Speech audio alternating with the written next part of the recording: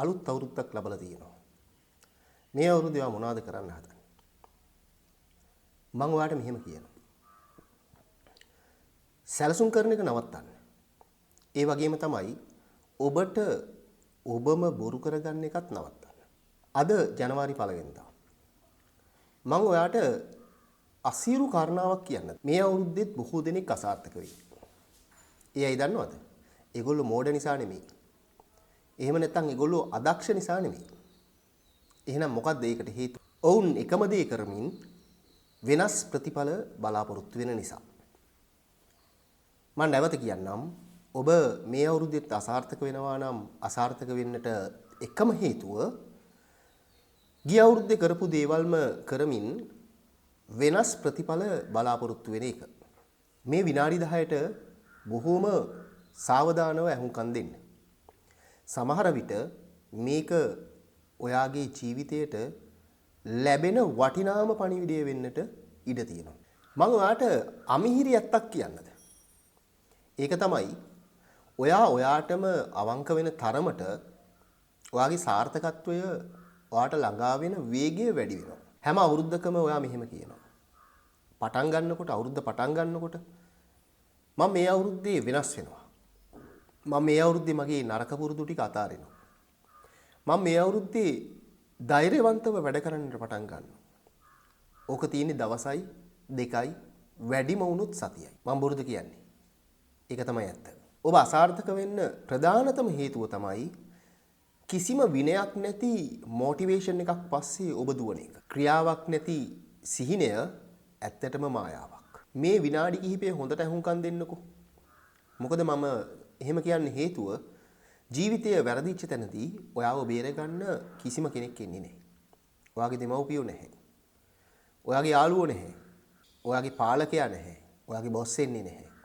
ඔයාට ඉතුරු වෙන්නේ ඔයා විතරයි. අඩුම තරමේ ඔබ විශ්වාස කරන දෙවියන් වහන්සේවත්, ඔබ විශ්වාස කරන බුදුරජාණන් වහන්සේවත්, ඔබ විශ්වාස කරන අල්ලා දෙවියන්වත් අහසින් ඔයාට වාසනාව පහත් කරලා දෙන්නේ නැහැ. ඔබ වැඩ කරන්නේ නැත්නම් ඔබ එක තැනක ඉන්නේ. ඔබ වැඩ කරන්න පටන් ගත්ත දවසට ඔබ ඉදිරියට යන්න පටන් ගන්නවා. තප්පර කිහිපයක් අරගෙන ඔයා දෙසෙල්ම බලන්නකෝ. ඔබේ ආදායම ගැන ඔයා සතුටු වෙනවද? ඔබේ ශාරීරික සෞඛ්‍යය ගැන ඔබ සතුටු වෙනවද? එහෙමත් නැත්නම් ඔයාගේ වටාපිටාවේ ඉන්න කට්ටිය ගැන ඔබ සතුටු වෙනවද? උත්තරය නැහැ කියන එක නම් ඔබ සෑහෙන වාසනාවන්තයි. හේතුව ඔබ අඳුරගෙන තියෙනවා ඔබ ඉන්නේ කොහෙද කියන එක. ඔබ මොනවද කරන්නේ? පළවෙනිම දේ තමයි ඔබ අන් අයට දොස් පවරන එක.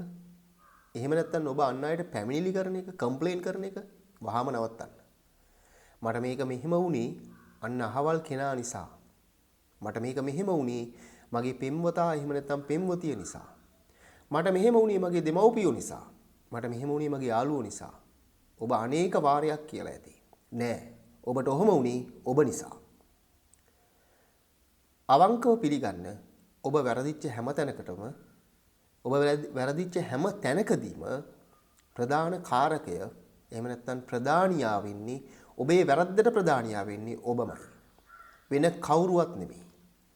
ඒක නිසා හැම වෙලාවකම ඔබේ කැඩපත ඔබ විත්තිය මතක තියාගන්න. අනෙක් කාරණාව තමයි ඔබේ සැනසෙල්ල ඔබේ සතුරා. ඔබ පිළිගන්නවද ඒක? මම මෙහෙම කියන්නම්. ඔබ වඩාත්ම වලට යන්නේ ඔබ ආසම කරන දේ නිසා. ඔබට කම්ෆර්ටබල් කොතනද ඔබ එතන රැඳෙනවා.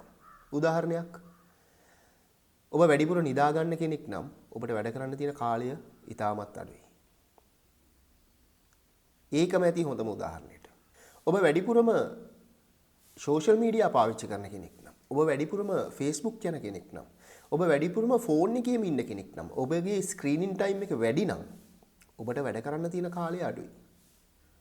මතක තියාගන්න ඔබ චලනය වෙන්නේ එහෙම නැත්නම් ඔබේ ක්‍රියාව ප්‍රතිඵලගෙන දෙන්නේ ඒ ක්‍රියාව යම් ආකාරයකට හෝ ප්‍රතිඵලදායක නම් පමණයි. ඔබේ මනස ඔබ පුරුදු කරන්න පටන් ගන්න. උදේ පාන්දරින් නැහැරෙන්න. අවම වශයෙන් පාන්දර 4ට හැරෙන්න පටන් ගන්න. ඕක එකපාර කරන්න බැරි වෙයි. දැන් නැගිටින්නේ 6ට නම් 5 මාරට එලාම් එක තියලා 5 මාරට නැගිටින්න.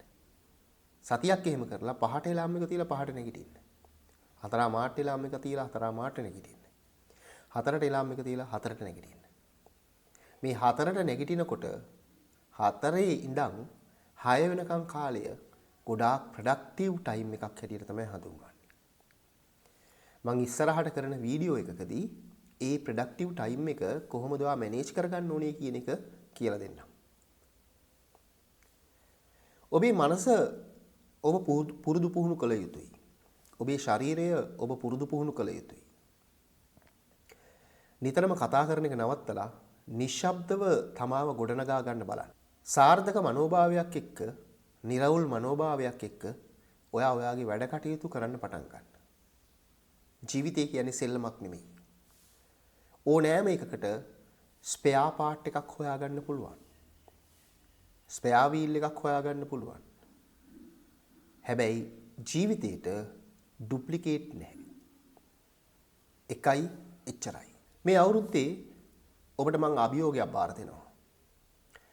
ඔබේ නරකම පුරුදු ටික ලැයිස්තුගත කරලා ප්‍රධාන 3 ඒ ලැයිස්තුවේ උඩට ගන්න. ඔයාට පුළුවන්කම ලැබෙයි තමා කොතනද ඉන්නේ කියන එක එතකොට නිර්ණය කරගන්න. ඒ පළවෙනි නරක පුරුද්ද නවත්තන්න මේ මොහොතේ ඉඳලා. දෙවෙනි නරක පුරුද්ද ඉබේම නවතිනවා. ඒ විදිහට අනුපිළිවෙලින් ඔබට අවාසිදායක සහගත දේවල් ඔබ නවත්තන්න. වටා පිටාවින් මොන දේ කිව්වත් ඔයා ඒක ගණන් ගන්න එපා. ඔබේ වෙනස් වීම ඔබ තුලින් නැතිවිය යුත්තක් මිස වෙන කෙනෙක් ලව්වා ඇති කරගත යුත්තක් නෙවෙයි. අපි ඉන්නේ උදව් කරන්න, ඔබ ඉන්නේ ඒව ක්‍රියාත්මක කරන්න. සාර්ථක වෙන්න. මේක ඔබ සාර්ථක වීමේ වර්ෂයයි. 2026 වසර ඔබට සාර්ථක අභියෝගාත්මක වර්ෂයක් වෙන්න කියලා මා ප්‍රාර්ථනා කරනවා.